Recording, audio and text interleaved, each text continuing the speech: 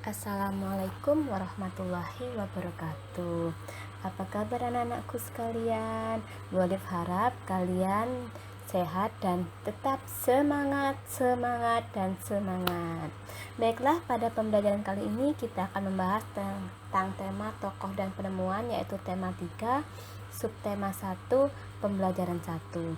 Namun sebelum kita memulai pembelajaran, kita berdoa terlebih dahulu. Berdoa dimulai. Materi yang kita pelajari pertama adalah teks eksplanasi. Apa yang kamu ketahui tentang teks eksplanasi? Apakah kamu pernah mencermati sesuatu kejadian atau peristiwa sosial di lingkunganmu atau melihat berbagai fenomena alam lainnya? Teks eksplanasi, fenomena alam atau sosial, contohnya kebakaran hutan, unjuk rasa, dan yang paling baru-baru ini adalah pandemi COVID-19.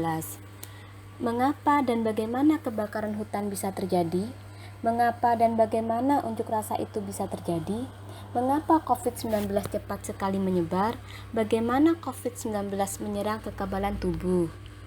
Dari berbagai macam pertanyaan tersebut, maka dapat kita simpulkan yaitu teks eksplanasi merupakan teks yang menjelaskan tentang proses terjadinya atau terbentuknya suatu fenomena alam, sosial, ilmiah, budaya, dan lainnya. Teks eksplanasi berkaitan dengan proses dan hubungan sebab akibat dengan peristiwa lainnya, dengan menggunakan aspek mengapa dan bagaimana suatu peristiwa itu terjadi. Tujuan dari teks eksplanasi itu sendiri adalah menjelaskan suatu proses dari peristiwa alam atau sosial berdasarkan fakta atau faktual. Sedangkan manfaat teks eksplanasi yaitu 1. Menambah wawasan tentang terjadinya suatu fenomena yang terjadi di lingkungan alam maupun lingkungan sosial. 2. Menambah wawasan tentang hal-hal yang bersifat ilmiah. 3. Menambah ilmu bagi generasi muda yang cerdas secara intelektual. Ciri-ciri teks eksplanasi. 1. Memuat informasi berdasarkan fakta. 2. Strukturnya terdiri dari pernyataan umum, urutan sebab akibat, dan interpretasi seperti yang telah saya jelaskan di atas tadi. 3. Bersifat informatif dan tidak berusaha untuk mempengaruhi pembaca. 4. Menggunakan konjungsi kausalitas, yakni hubungan sebab dan akibat. Adapun struktur teks eksplanasi yaitu terdiri dari pernyataan umum, berisi gambaran secara umum tentang peristiwa alam atau sosial yang akan disampaikan, deretan penjelas, berisi penjelasan lebih detail tentang proses mengapa dan bagaimana fenomena tersebut bisa terjadi, dan interpretasi merupakan intisari atau kesimpulan dari pernyataan umum dan deretan penjelas. Untuk kaidah kebahasaan teks eksplanasi itu sendiri adalah 1. Konjungsi kausalitas seperti sebab akibat, karena, oleh sebab itu, sehingga, dan sebagainya. 2. Konjungsi kronologis seperti kemudian, lalu, setelah itu, pada akhirnya, dan sebagainya. 3. Banyak menggunakan keterangan waktu seperti kemarin, sore hari, seminggu yang lalu, dan sebagainya. 4. Banyak menggunakan istilah ilmiah. Dan 5. Pemakaian kalimat pasif. Salah satu contoh teks eksplanasi dengan judul Tanah Longsor. Dari pernyataan umumnya yaitu longsor adalah sebuah peristiwa di mana terjadinya gerakan tanah atau biasa disebut geologi yang terjadi karena adanya pergerakan massa batuan atau tanah dengan berbagai tipe dan jenis seperti jatuhnya berbatuan atau gumpalan besar tanah.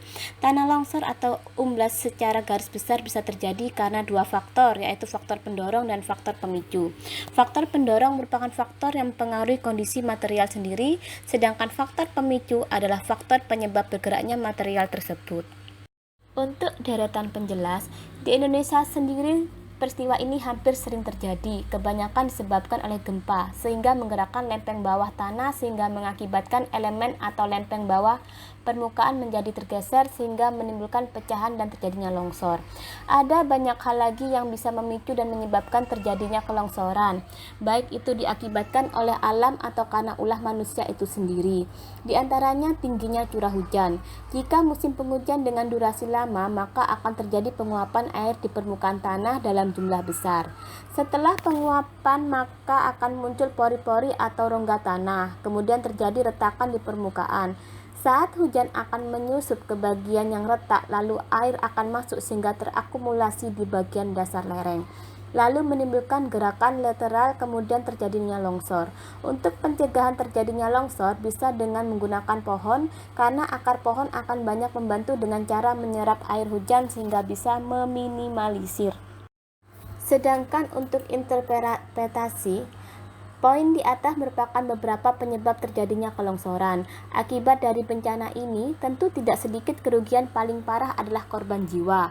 Selain itu, kerugian material seperti kehilangan rumah, tanah, harta benda yang harus direlakan karena tertimbun oleh lelongsoran.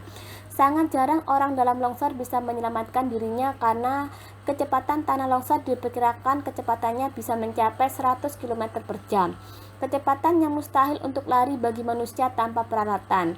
Setelah itu, kejadian pun korban selamat tidak sedikit akan mengalami trauma yang mendalam. Jika terdengar suara gemuruh besar di dekat Anda, maka segeralah lari menuju ke tempat atau wilayah dataran stabil. Jangan pergi ke pinggir tebing atau jurang curam karena itu sama saja seperti bunuh diri. Kegiatan kita berikutnya adalah belajar tentang penemu yang mengubah dunia. Pada kesempatan kali ini kita akan membahas beberapa penemu yang bisa mengubah dunia. Yang pertama adalah mesin cetak yang ditemukan pada tahun 1450 oleh Johannes Gutenberg. Materi berikutnya adalah penemu yang mengubah dunia. Ada beberapa contoh penemu yang akan kita bahas pada pertemuan kita kali ini, yaitu 1. Mesin cetak 1450 yang ditemukan oleh Johannes Gutenberg. Kedua adalah penemu teleskop yang ditemukan pada tahun 1609 oleh Hans Lippershey. Ketiga, mesin uap pada tahun 1712 yang ditemukan oleh Pinterest. 4. Telepon pada tahun 1876 yang ditemukan oleh Alexander Graham Bell dan Elisha Gray. Dan kelima, teori crack yang ditemukan oleh B.J. Habibie. Materi kita yang terakhir adalah perubahan sosial budaya setelah adanya penemuan listrik. Mengamati perubahan sosial budaya akibat ditemukannya listrik. Kehadiran listrik membawa perubahan bagi kehidupan di bidang sosial budaya masyarakat. Bahkan kehidupan manusia saat ini sangatlah bergantung pada energi listrik. Listrik bermanfaat sebagai pencahayaan, sumber energi, penghasil panas, dan penghasil gerak.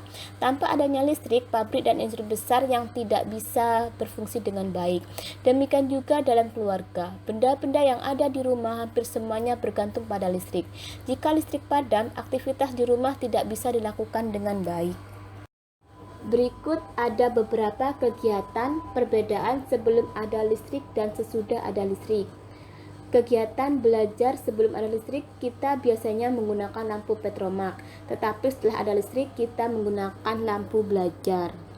Kegiatan selanjutnya adalah memasak. Sebelum ada listrik, kita biasanya menggunakan kompor dan kayu bakar, tetapi setelah ada listrik, kita menggunakan kompor listrik. Untuk kegiatan mencuci pakaian, sebelum ada listrik, kita biasanya mencuci pakaian menggunakan tangan, tetapi setelah ada listrik, kita menggunakan mesin cuci untuk mencuci semua pakaian kita. Kelebihan yang kita dapatkan setelah adanya listrik: 1. Listrik sangat berpengaruh terhadap proses globalisasi. 2. Penerangan pada malam hari yang membutuhkan energi listrik untuk menghidupkan bola lampu. 3. Bidang kesehatan yang menggunakan listrik untuk peralatan atau perangkat medis seperti inkubator, oximeter, elektrokardiograf, dan lain-lain. 4. Listrik juga sebagai penghasil gerak seperti mesin pompa, kipas angin, mobil, dan sebagainya. Sampai di sini pembelajaran kita kali ini. Semoga bermanfaat dan sampai ketemu lagi pada pembelajaran berikutnya. Terima kasih. Assalamualaikum warahmatullahi wabarakatuh.